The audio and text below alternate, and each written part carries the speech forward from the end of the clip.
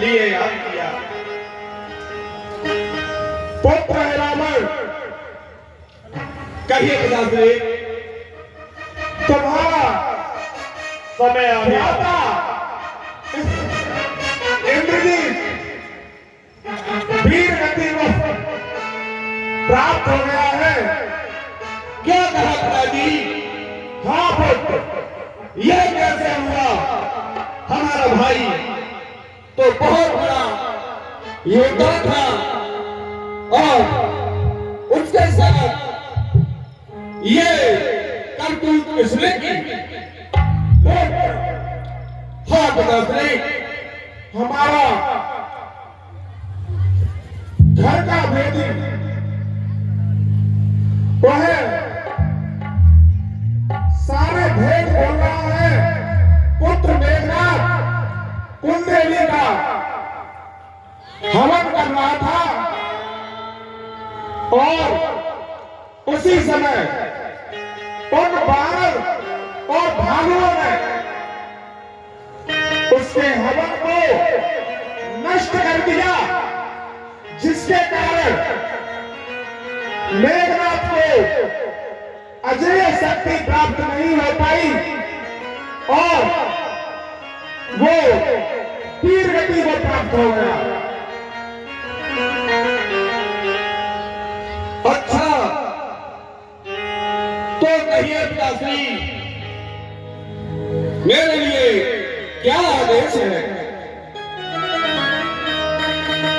पुत्र है रावण, हाँ इसमें कोई शंका नहीं। तुम बहुत बड़े योद्धा हो, सूरवीर हो। हाँ, हमें तुम पर पूरा भरोसा है। तुम दोनों तपस्वियों को बांध कर लाओगे और उन्हें दंडित करोगे। ठीक है पिताश्री। और सुनो, ये दरबारी 2 बार है, 3 बार की तैयारी और करो।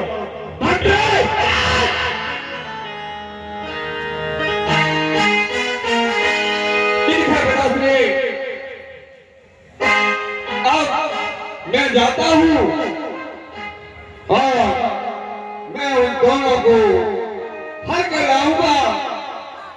मैं अपनी माया के द्वारा उन तपस्वियों का काम तमाम कर दूंगा। आप निश्चिंत रहिए, जो कार्य आपने हमें सौंपा है वो अवश्य ही पूरा होगा, अवश्य ही पूरा होगा। हमें तुमसे ऐसे ही आशा थी।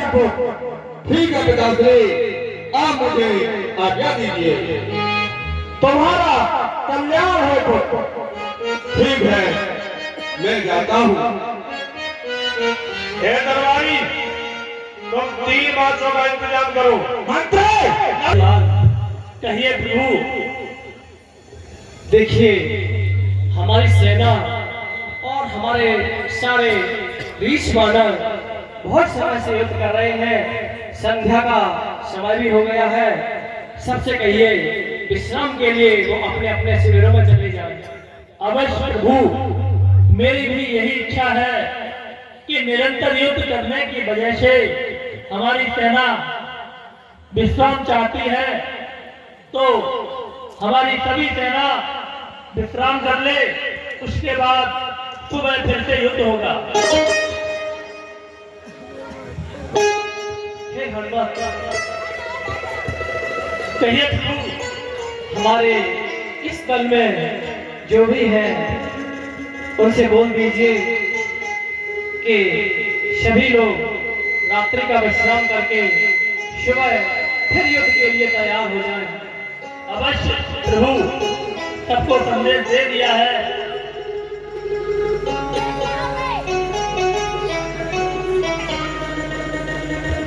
हे हनुमान, अब मैं भी इस रात्रि में विश्राम के लिए सोने जा रहा हूँ।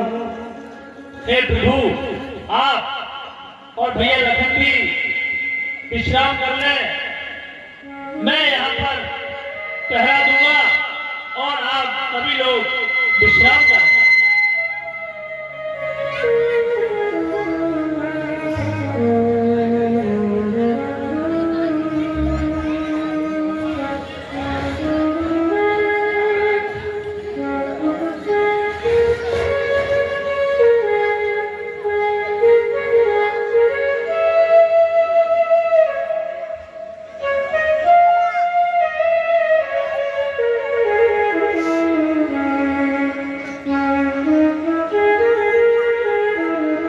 अरे यहाँ तो हमें लग रहा है कोई बानर पहरा दे रहा है। इस तरीके से तो हम इन तपसी बच्चों का हरण नहीं कर पाऊंगा। मुझे अपनी माया से अपना रूप बदलना होगा और मैं विभीषण का रूप रखकर इन तपसी बालकों का हरण कर पाऊंगा। मुझे अपनी माया दिखानी होगी। शायद आप लोगों को जानकारी न हो, मेघनाथ के मरने के बाद रावण बुरी तरह से घबरा गया और घबराते हुए भगवान शिव के मठ में जाता है और भगवान शिव का भजन करता है। करते हुए उसे याद आता है, इसके बाद मेरा पुत्र एक अहिरावण भी है जो पातालपुरी का राजा है, उसका आह्वान करता है रावण। आह्वान करते हुए अहिरावण उसके सामने प्रकट होता है और अहिरावण को रावण ये आदेश देता है कि तुम रामादल में जाओ और राम और लक्ष्मण को उठाकर अपनी नगरी पातालपुरी को ले जाओ। ये वही रावण का प्रदर्शन आप